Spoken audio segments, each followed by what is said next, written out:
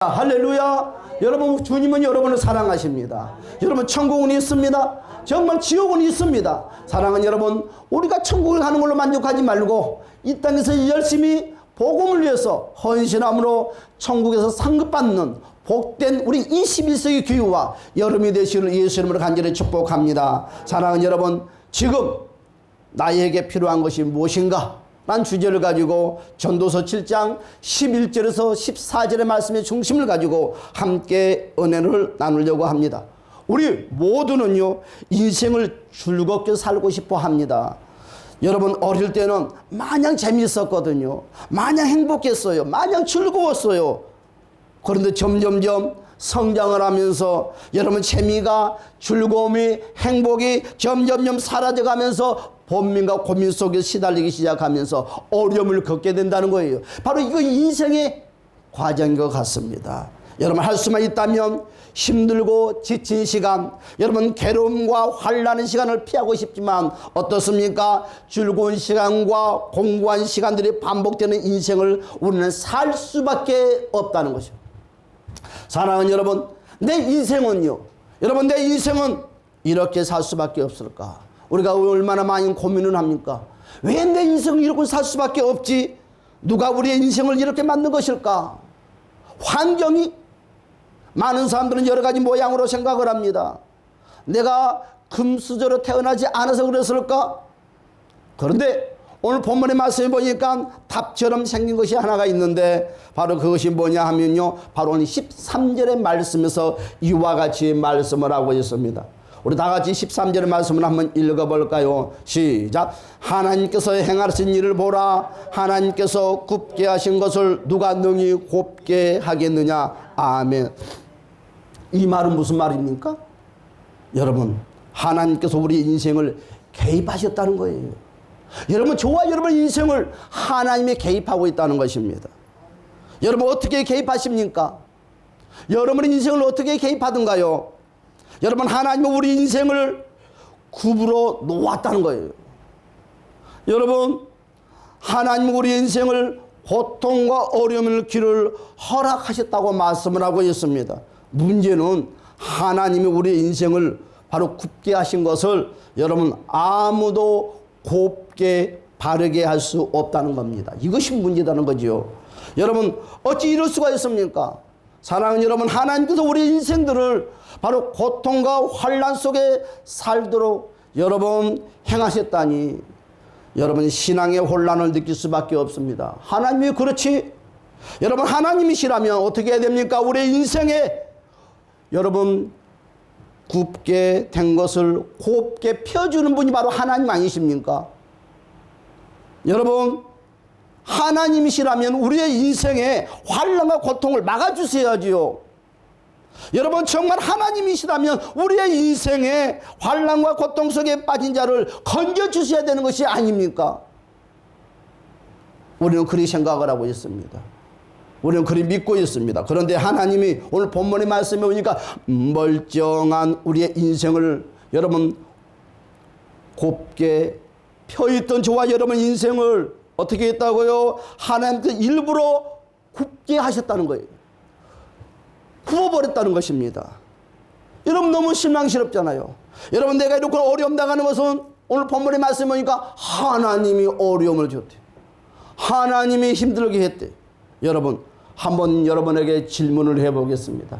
여러분들 마음으로 한번 대답을 해보시기 바랍니다. 여러분, 내 인생이 이렇게 반듯한 인생의 노정이었었는데, 여러분, 내 인생이 이렇게 여러분 문제가 하나도 없이 정말 행복했었는데, 여러분, 그런데 하나님이 내 인생에 개입을 하다 보니까 어떤 일이 생겼다고요? 어느 날 내 인생이 이렇게 찌그러지기 시작한다는 거지요. 내 인생이 동서남북 사방에 다 고립돼 버리기 시작한다는 거죠. 여러분, 이 인생이 이렇게 굽어져 버렸어요. 날마다 어깨 필 시간도 없어요. 웃을 수 있는 환경도 못 돼요. 여러분, 정말 이거 이해됩니까? 하나님이 이와 같이 만들었대.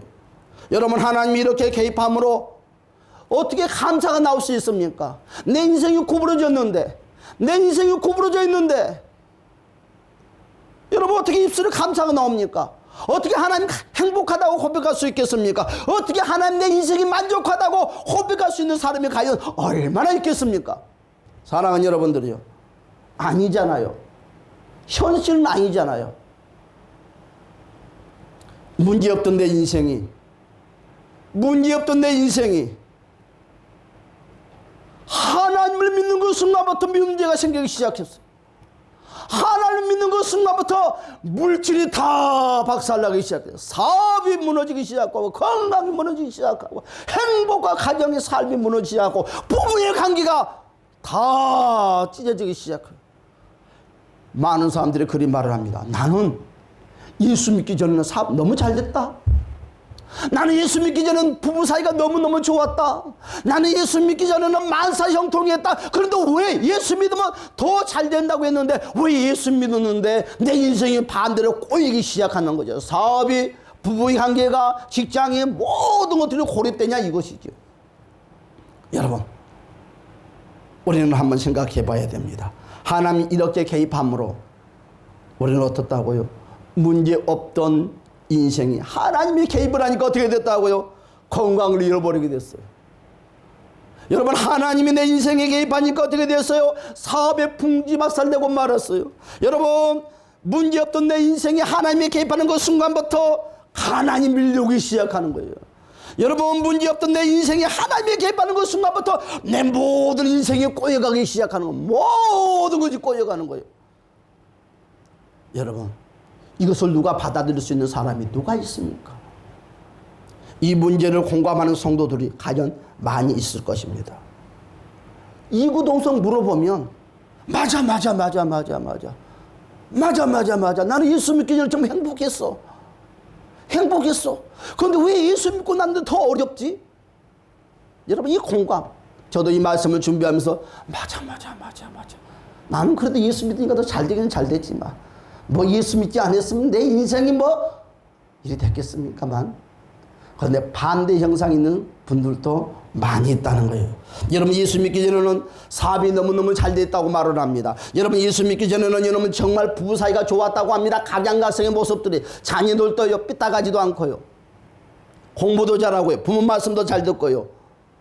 그런데 오늘 욥기서에 봤더니 욥기서 9장 12절에 이렇게 고백을 하고 있어요. 제가 볼까요? 하나님께서 빼앗았으면 누가 막을 수 있으랴. 하나님 물질도 빼앗아버리고, 건강도 빼앗아버리고, 행복도 빼앗아버리고, 사업 잘된 것도 빼앗아버렸대요. 여러분, 욥도 하나님께 자신의 것을 하나님께 빼앗겠다고 고백을 하고 있어요. 빼앗겠다고. 도대체 무엇 때문에 하나님께서 우리에게 이렇게 하시는 것일까요? 분명한 한 가지는요, 우리가 알고 있는 한 가지는 무엇입니까? 하나님은 우리의 인생을 망가뜨리는 분이 절대 아니다는 거예요. 다시 말씀드립니다. 하나님은 우리의 인생을 망가뜨리는 분이 아닙니다. 할렐루야. 사랑하는 여러분, 하나님은 우리의 인생을 찾아오시는 것은 무엇 때문에 우리 인생에게 찾아왔을까요? 더 존귀한 인생으로, 우리를 더 가치 있는 인생으로 만들어 주실 계획 때문에 찾아오셨다는 것입니다. 여러분, 하나님이 우리를 찾아오시는 것은요, 우리를 존귀하게 만들고자 찾아왔다는 거예요. 여러분, 개개인에게 찾아왔어요. 사랑하는 여러분, 하나님이 우리를 찾아오시는 방법이 여러 가지 방법으로 우리를 찾아오신다는 거죠. 여러 가지 방법. 여러분, 어떤 사람에게는요, 건강을 통해서 찾아오시고요, 어떤 사람에게는 물질을 통해서 찾아오시고요, 어떤 사람은 자식을 통해서 찾아오시고요, 어떤 사람은 각양각색의 모습을 가지고 우리 주님이 개개인에게 다 찾아와요. 여러분, 하나님이 우리를 찾아오시는 방법이 다양하다는 것입니다. 여러분, 문제는 하나님이 이렇게 다양한 방법으로 찾아오실 때 하나님이 나를 통해서 무엇을 이루기를 원하신지를 우리는 빨리 깨닫는 저와 여러분이 되었으면 합니다. 깨닫는 자가 뭐다고요? 바로 이것이 지혜다는 거죠. 사랑하는 여러분, 하나님께서는 이런저런 방법으로 찾아오시는 것을 여러분 깨닫는 것이 바로 지혜입니다.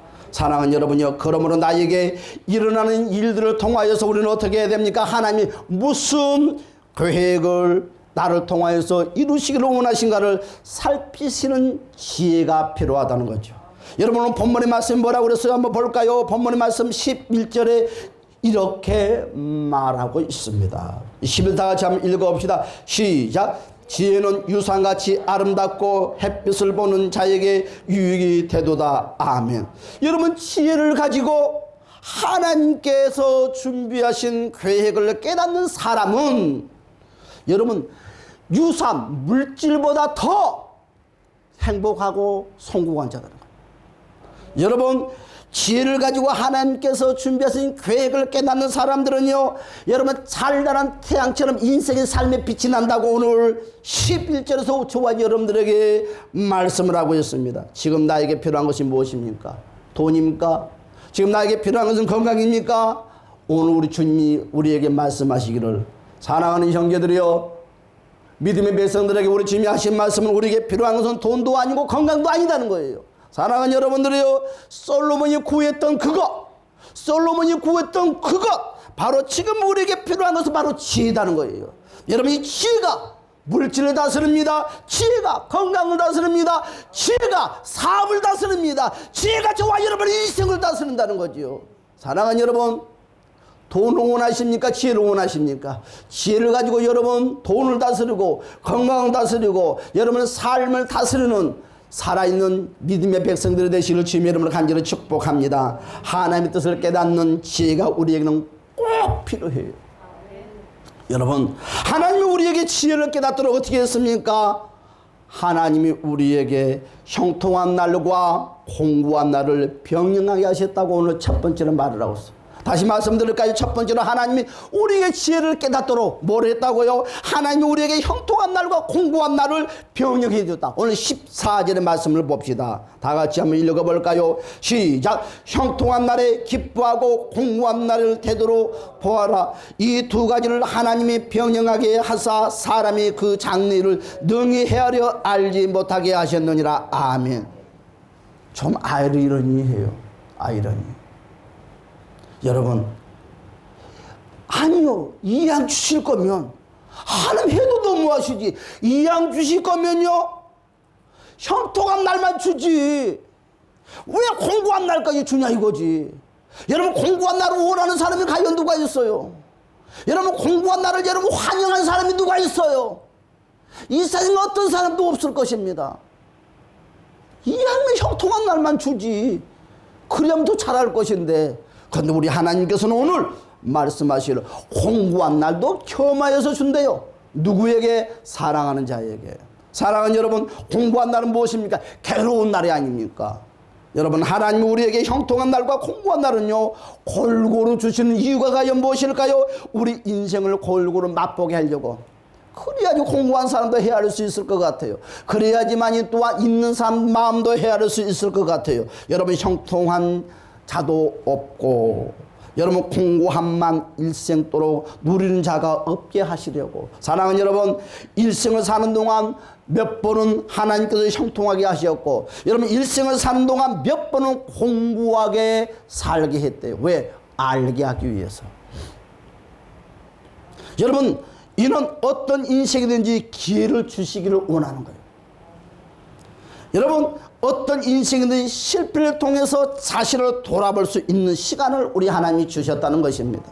여러분 인생은요 실패가 없으면 절대로 자신을 돌아볼 수가 없어요. 내가 마냥 잘난 줄 알아. 내가 마냥 똑똑한 줄 알아. 내가 제일로 예수를 잘 믿는 것 같아. 그러나 넘어지면 점점점 내 모습을 되돌아봐요. 나를 바라보기는 상대방을 바라봐요. 뭐지 상대방이 나보다 낫다는 것을 깨달음 속에 알게 된다는 것입니다. 여러분 또한 한쪽으로 치우친 자도 없게 하시려고. 여러분 부자가 어떻게 가난한 사람의 마음을 알 수가 있겠습니까? 또한 반대로 가난한 사람이 어떻게 부자의 마음을 알 수가 있겠습니까? 두루두루 맛보고 서로 알라는 것입니다. 여러분 돈이 없지만 여러분 건강이 있는 사람 있지 않습니까? 여러분요 건강은 약해도 돈을 가지고 여러분 있는 사람 있지 않습니까? 우리 인생이 서로 조화를 이루고 살게 하기 위해서입니다. 이것이 깨닫는 것이 바로 공고한 날을 사는 지혜다. 사랑하는 여러분 없는 것 때문에 불평하지 마세요. 여러분 많은 사람들은 없는 것 때문에 불평한대요. 그러나 우리 주님께서는 뭐라고 그랬습니까? 없는 것 때문에 불평하는 것이 아니라 있는 것 때문에 감사하는 삶을 살다는 거예요. 여러분, 없는 걸 가지고 여러분 감사하지 말고, 감사할 수 없어요. 여러분, 없는 가운데서도 나에게 있는 것을 찾으라는 거죠. 여러분, 그렇잖아요. 나에게 있는 걸 찾으라는 거예요. 제가 말하지 않았습니까? 여러분, 나는요 정말 꼴찌 인생이에요. 꼴찌만 하고 살았어. 꼴찌만 하고.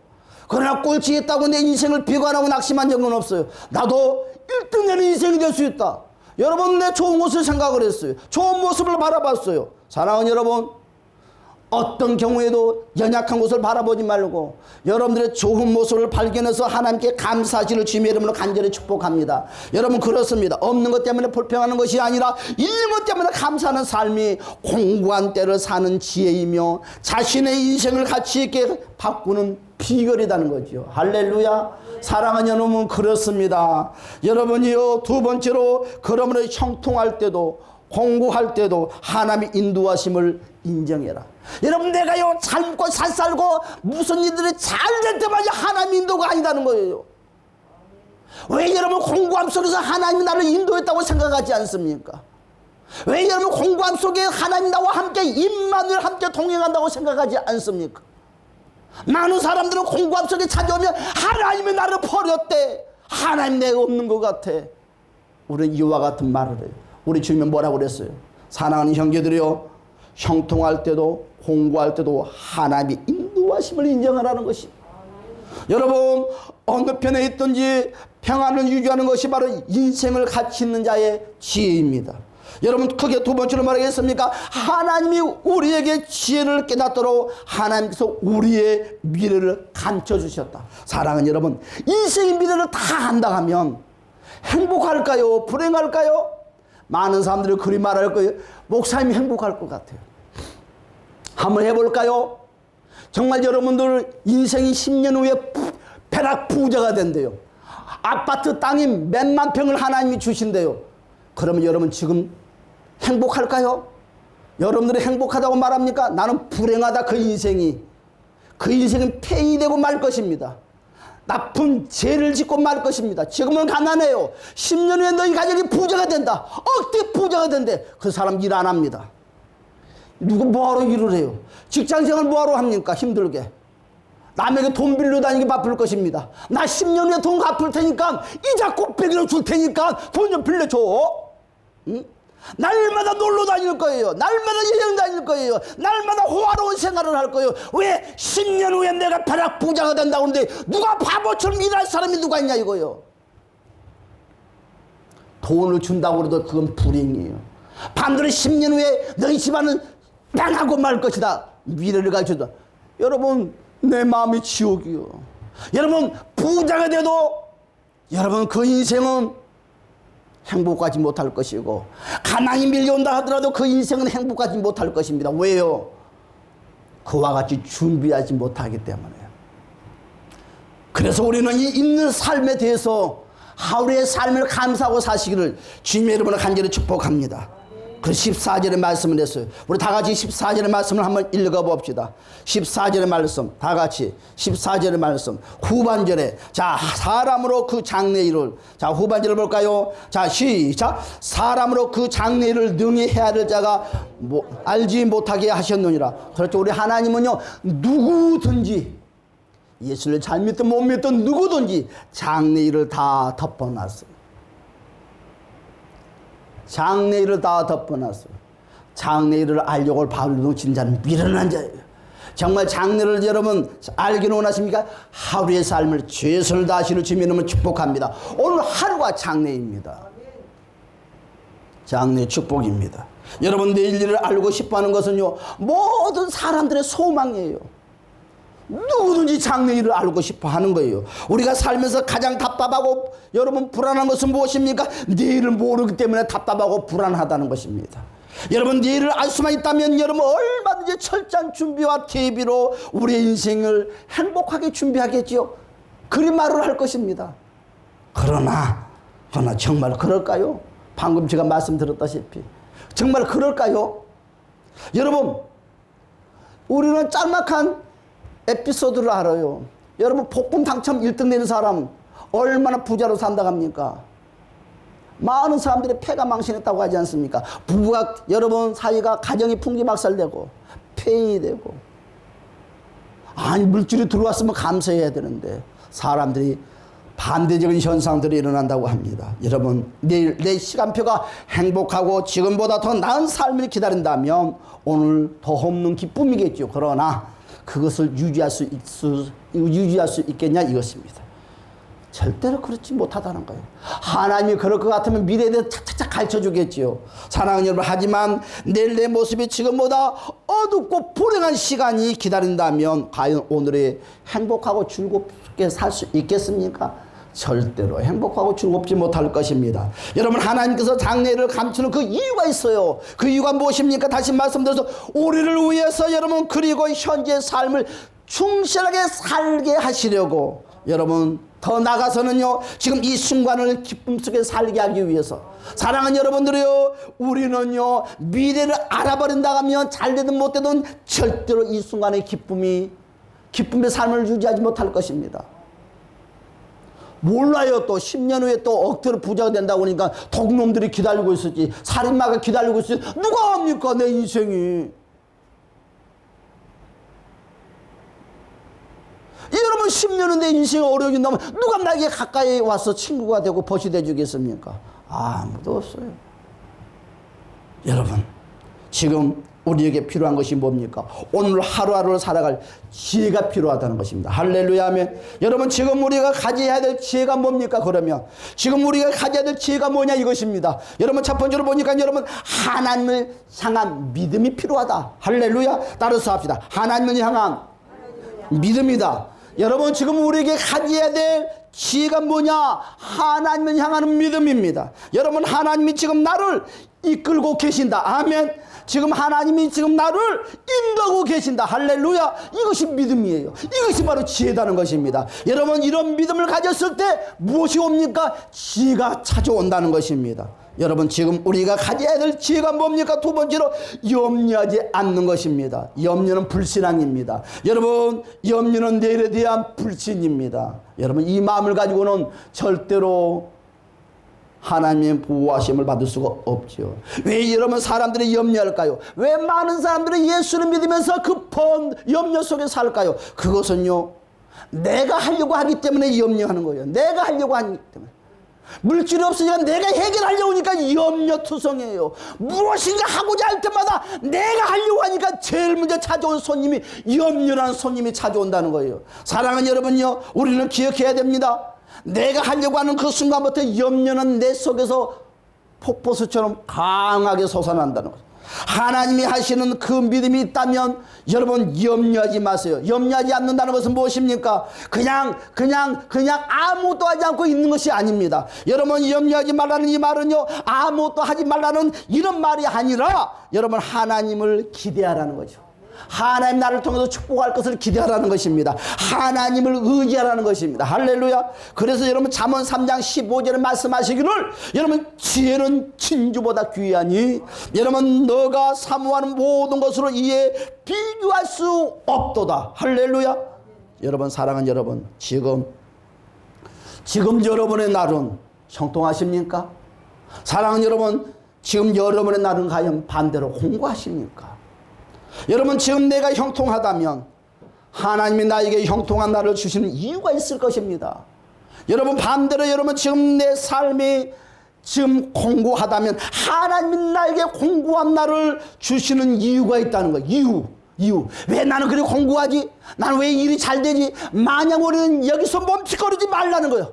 여기서 멈추지 말라는 것입니다. 행복을 주는 것, 잘 되는 것도 하나님의 이유가 있을 것이고 나에게 공고함이 찾아온 것도 하나님의 특별한 이유가 있을 것입니다. 여러분 지혜로운 사람은 나는 그냥 행복해, 나는 힘들어, 거기서 끝나는 것이 아니라 왜 하나님이 나에게 그리 일이 잘 되게 할까? 그 이유를 찾는 것, 그 이유를 찾아가는 것. 어디서? 십자가 예수 앞에서.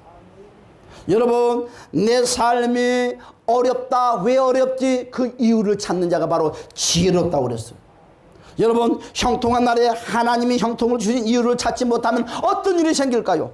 여러분, 지금 내 삶이 형통합니다. 그러나 하나님이 그 형통하게 하신 이유를 찾지 못한다면 형통한 날은 곧 사라지고 말 것입니다.